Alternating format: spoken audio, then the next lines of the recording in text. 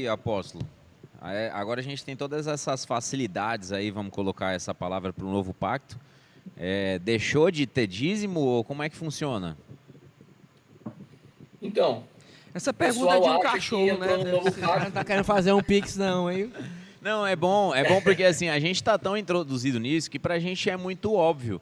Mas tem muita gente que gente que tem essa não dúvida, sabe. tem Então muito eu acho que é cachorro, muito sabe? interessante a gente trazer para trazer clareza, para até botar um ponto final nessa história. Acabou, né? Acho que é isso.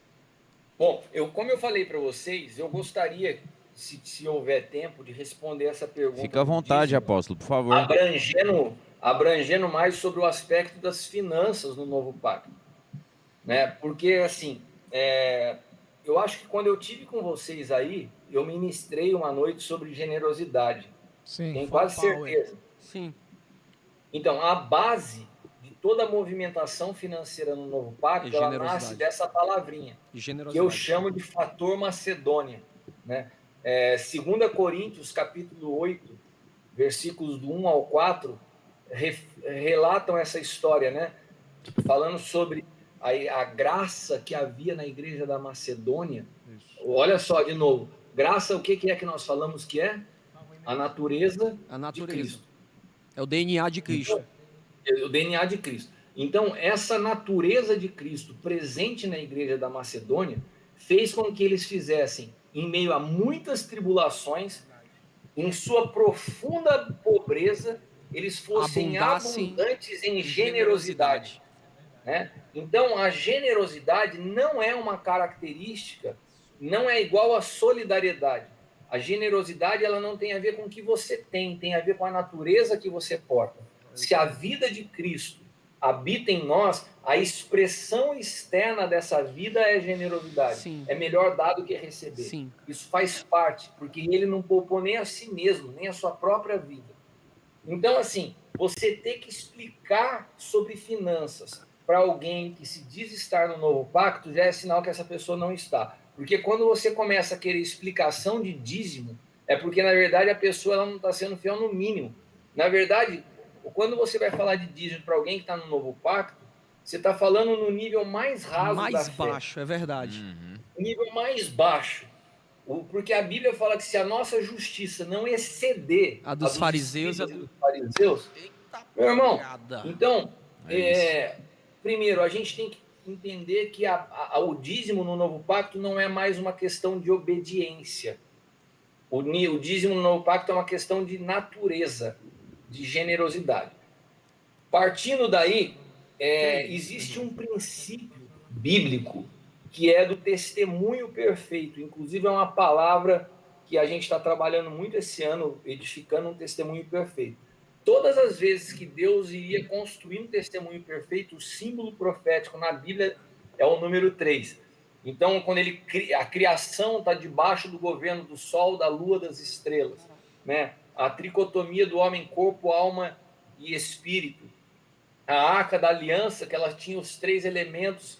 Ô, né? Cris, desculpa te cortar, mas olha que coisa louca. Tu tá falando aí, acabou de entrar donate aqui Uau. na live. Tá Uau. entendendo? Uau. Simplesmente tu falou, alguém entendeu e o donate tá entrando aqui. Amém. Sabe? Glória a Deus. Isso é, cara. É. É o isso entendimento fantástico, fluindo, é um entendimento, cara. Continua. Mas, Perdão. vamos lá.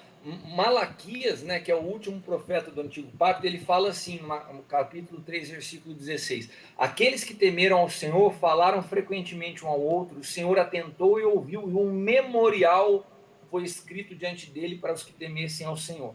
Então, assim, todas as nossas movimentações, elas produzem um testemunho, um memorial.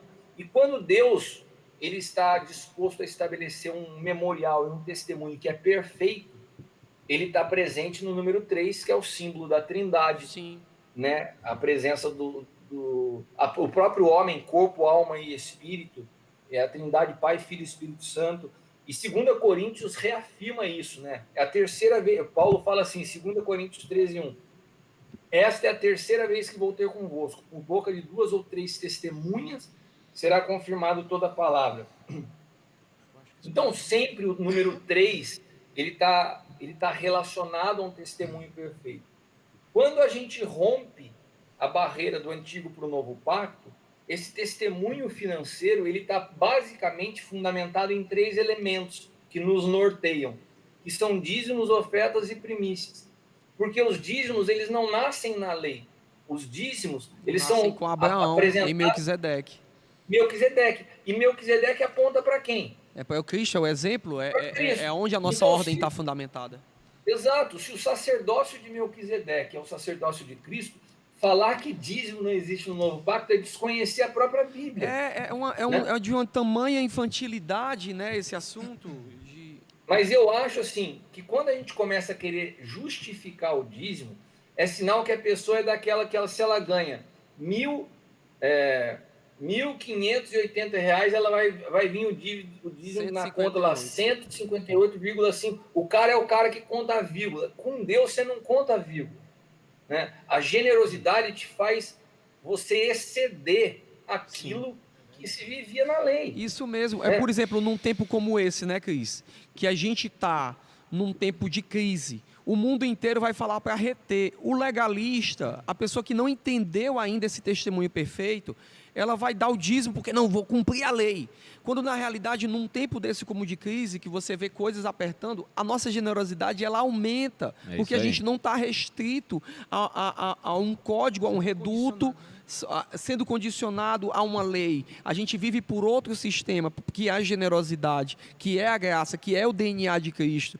Então a gente abunda em generosidade quando o mundo inteiro retém. Exatamente. Né? Agora, eu gosto muito de ministrar falando sobre oferta e primícia, porque o dízimo é o básico, né? E o dízimo ele tem dentre ele o princípio da primícia, de primazia, ou seja, de tudo que eu não tenho um salário fixo no final do mês. Todas as vezes que eu tenho uma entrada, eu separo o dízimo na hora. Sim, eu também. Porque eu não tenho nem vontade de gastar o recurso que chegou na minha mão sem primeiro separar o dízimo. Isso, para mim, é um princípio que todas as vezes que eu faço isso, eu estou declarando algo no mundo espiritual. O Senhor e a fonte das minhas sementes são o Senhor. É Ele que dá semente ao que semeia. Então, chegou na minha mão, eu reconheço que por Ele ser aquele que me dá, Ele que provê, eu separo o que é dele. E Jesus, nesse texto que a gente fala da justiça exceder os escribas dos fariseus, Jesus que ratificou isso. Foi Jesus que, em Mateus 23, ele falou: ai de vós, escribas e fariseus, hipócritas, porque vocês dão o dízimo da hortelã, do entro, do cominho, e tendes omitido o que há de mais importante na lei, a saber, a justiça, a misericórdia e a fé. Façam essas coisas sem omitir aquelas. Sim. Ou seja, continuem dando os seus dízimos, mas que eles estejam alinhados com uma atitude do teu coração. Né? Olha aí. Então, o dízimo no novo pacto, respondendo de forma bem objetiva, ele não é administrado, você não administra o dízimo. Eu sempre falo que pastor não pode dar o próprio dízimo na igreja, porque Sim. O dízimo é sempre para cima, não é para baixo. É isso mesmo. Né? Você não administra, o dízimo não é oferta, você não vai sair dando para quem você acha que está precisando. Uma coisa é oferta, outra coisa é dízimo, outra coisa é primícia. Sim. E ele está presente de uma forma muito clara no novo pacto, porque ele é a sequência de Melquisedeque. Né? 2 pontos aí que eu queria